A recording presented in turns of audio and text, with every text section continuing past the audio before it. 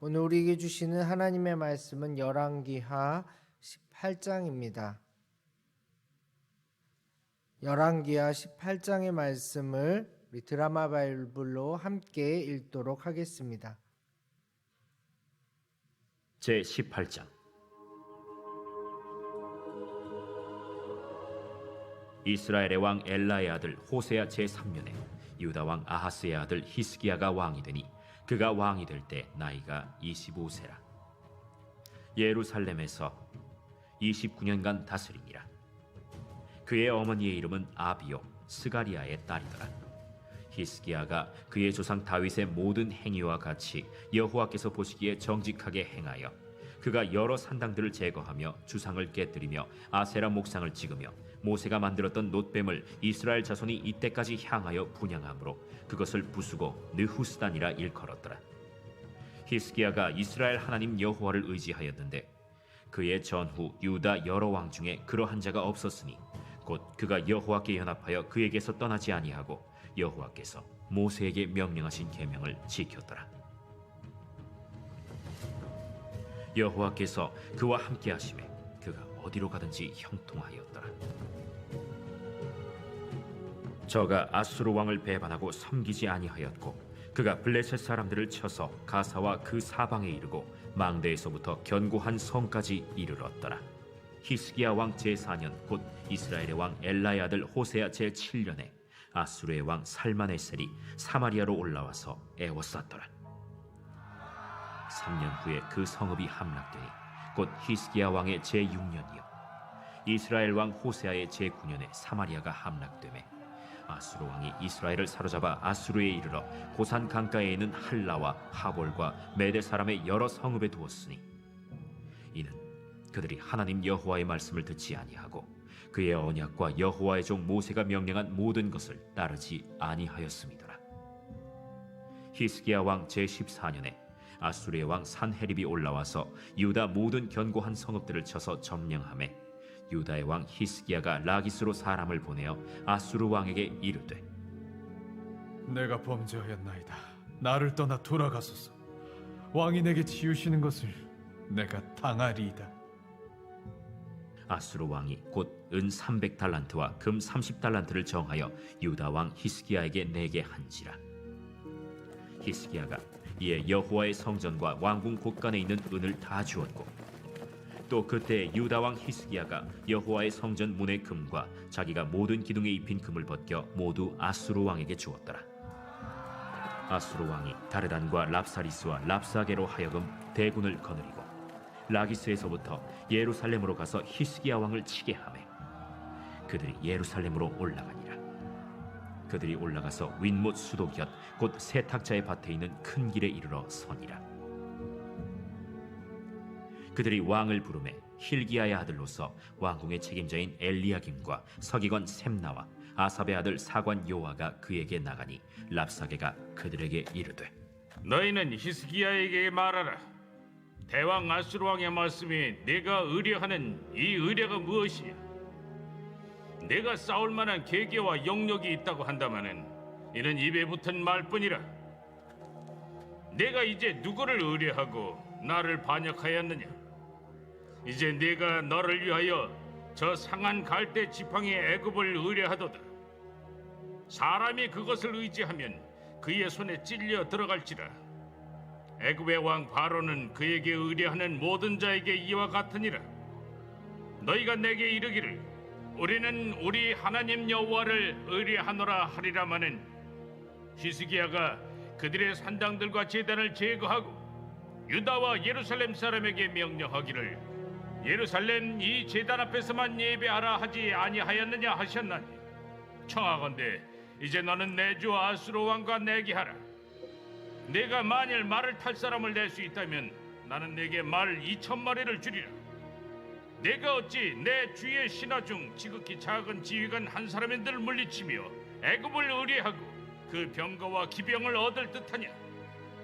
내가 어찌 여호와의 뜻이 아니고야 이제 이곳을 멸하러 올라왔겠느냐? 여호와께서 전에 내게 이르시기를 이 땅으로 올라와서 쳐서 멸하라 하셨느니라. 힐기야의 아들 엘리야김과 셈나와 요아가 랍사게에게 이르되 우리가 알아듣겠사오니 청하건대 아람 말로 당신의 종들에게 말씀하시고 성 위에 있는 백성이 듣는 데서 유다 말로 우리에게 말씀하지 마옵소서. 랍사게가 그에게 이르되 내 주께서 네 주와 내게만 이 말을 하라고 나를 보내신 것이냐? 성위에 앉은 사람들도 너희와 함께 자기의 대변을 먹게 하고 자기의 소변을 마시게 하신 것이 아니냐? 하고 랍사게가 드디어 일어서서 유다 말로 크게 소리질러 불러 이르되 너희는 대왕 아수르 왕의 말씀을 들으라. 왕의 말씀이 너희는 히스기야에게 속지 말라. 그가 너희를 내 손에서 건져내지 못하리라. 또한 히스기야가 너희에게 여호와를 의뢰하라 함을 듣지 말라. 그가 이르기를 여호와께서 반드시 우리를 건지실지라 이 성읍이 아수르 왕의 손에 함락되지 아니하게 하시리라 할지라도 너희는 히스기야의 말을 듣지 말라. 아수르 왕의 말씀이 너희는 내게 항복하고 내게로 나아오라. 그리하고 너희는 각각 그의 포도와 무화과를 먹고 또한 각각 자기의 우물의 물을 마시라. 내가 장차 와서 너희를 한 지방으로 옮기리니 그곳은 너희 본토와 같은 지방 곧 곡식과 포도주가 있는 지방이요 떡과 포도원이 있는 지방이요 기름 나는 감람과 꿀이 있는 지방이라. 너희가 살고 죽지 아니하리라. 히스기야가 너희를 설득하여 이르기를 여호와께서 우리를 건지시리라 하여도 히스기야에게 듣지 말라. 민족의 신들 중에 어느 한 신이 그의 땅을 아수르 왕의 손에서 건진 자가 있느냐? 하맛과 아르밧의 신들이 어디 있으며 스발와인과 헤나와 아와의 신들이 어디 있느냐? 그들이 사마리아를 내 손에서 건졌느냐? 민족의 모든 신들 중에 누가 그의 땅을 내 손에서 건졌기에 여호와가 예루살렘을 내 손에서 건지겠느냐 하셨느니라.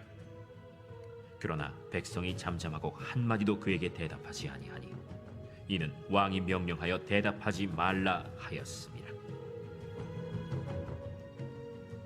이에 힐기야의 아들로서 왕국 내의 책임자인 엘리야김과 서기관 셈나와 아삽의 아들 사관 요아가 옷을 찢고 히스기야에게 나아가서 랍사게의 말을 전하니라. 아멘.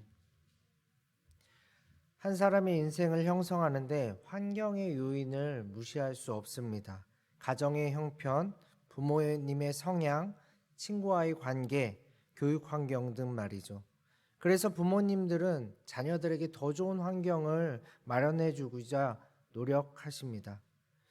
그러나 환경이 모든 것을 결정하지는 않습니다. 얼마 전 뉴스에서 샴쌍둥이로 태어난 인도의 형제 이야기를 들은 적이 있습니다.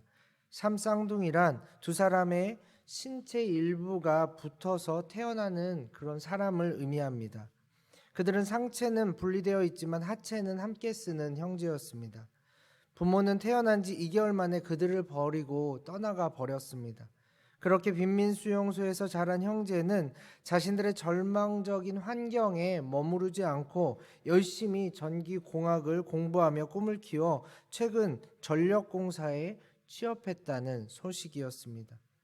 모든 것을 다 가지고 있어도 그릇된 가치관을 가지고 피해를 주는 사람이 있는가 반면에 어려운 환경 속에서도 굳은 의지를 가지고 일어서는 사람들이 있습니다. 이렇게 보면 자신의 인생의 가장 큰 영향력은 결국 자기 자신에게 있다고 할 수 있는 것이죠. 오늘 본문의 주인공은 유다왕 히스기야입니다. 그의 어린 시절은 하나님을 버리고 아수르를 의지했던 아버지의 영향력 가운데 있었습니다. 그러나 히스기야는 아버지의 잘못된 삶을 따르지 않기로 결정했습니다. 그래서 왕이 되자 하나님 앞에 정직하게 행했고 우상들과 그 우상들을 제사했던 산당들을 모두 제거했습니다. 그리고 하나님께 온전히 예배드리고자 애썼고 계명을 지키고자 노력했습니다. 또한 강대국들 특히 아수르에 끌려다니지 않고자 했고 블레셋과의 전투에서는 승리해서 영토를 회복했습니다. 그래서 6절 7절에 보면 여호와께서 그와 함께 하심으로 형통했다고 평가하고 있고, 역대하를 보면 솔로몬 이후 예루살렘에 이런 큰 기쁨이 없었다는 칭찬이 기록되어 있습니다. 우리는 어떻습니까? 혹시 지금 내 모습이 누구 때문이라고, 어떤 환경 때문이라고 탓하고 있으시진 않습니까? 그러면서 누군가를 부러워하고 비교하며 자신을 초라하게 만들고 있지는 않습니까? 그러나 성경은 분명히 말하고 있습니다. 하나님의 자녀로서의 삶을 선택하고 그분께 자신을 드리면 상황과 환경을 뛰어넘어 하나님의 자녀로서의 삶을 살아갈 수 있다고 말이죠. 물론 그것이 뚝딱 이루어지는 것은 아닙니다. 때로는 잘 판단하고 실행하여 성장한 것처럼 느껴질 때도 있지만, 때로는 실수와 실패 속에 후회하는 가운데 경험하고 배울 때도 있습니다.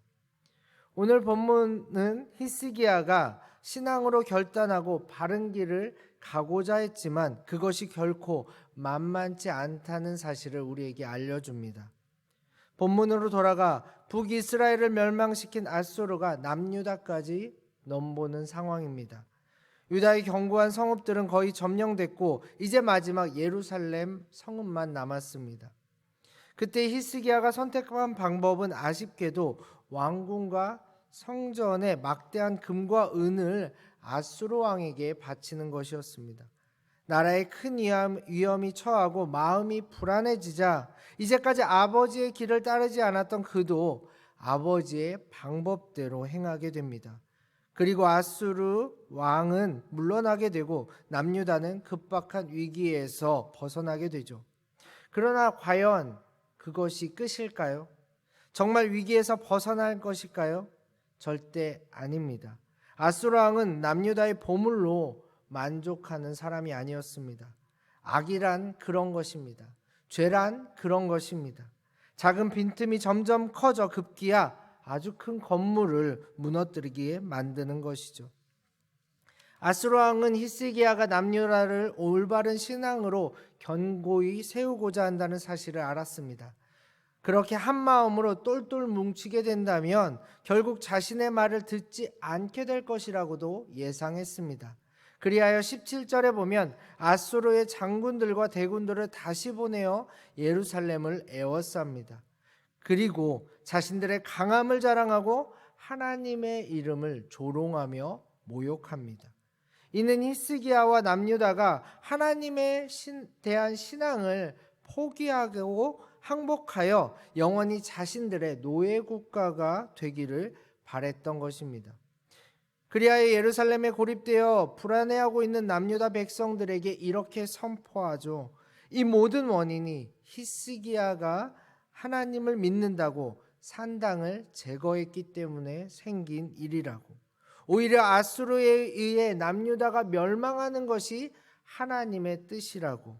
항복하고 나온다면 풍성한 먹을 것과 혜택이 주어질 것이라고 말입니다.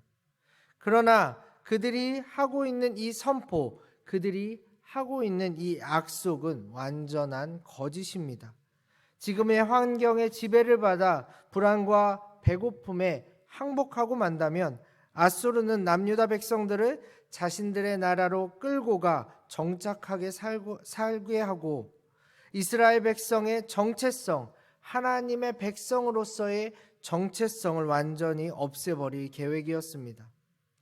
예수님께서도 이런 유혹을 받으신 적이 있습니다. 금식 가운데 광야 40일간의 그 생활을 마치신 예수님 앞에 사탄이 나타납니다. 그리고는 돌로 떡덩이를 만들어 먹으라.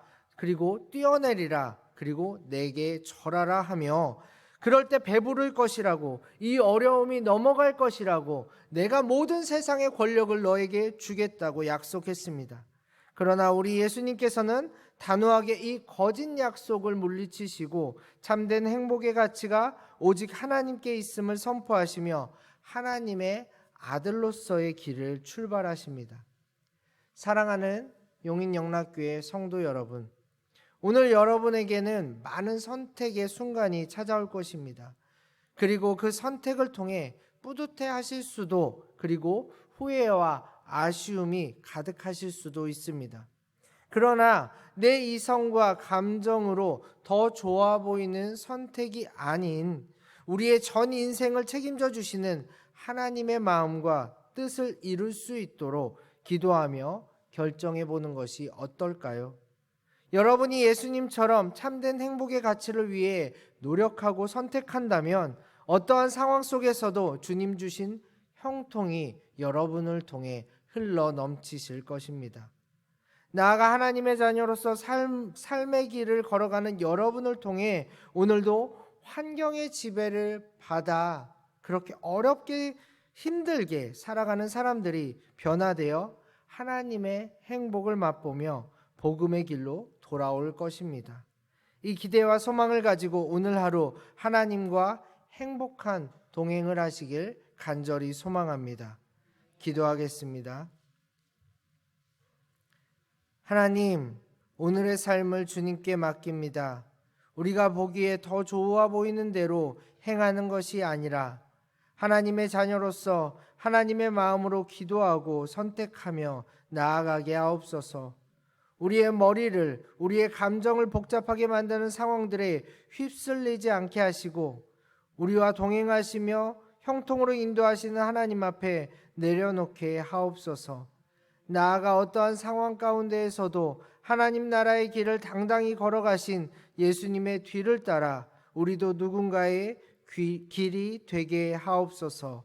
예수님의 이름으로 기도합니다.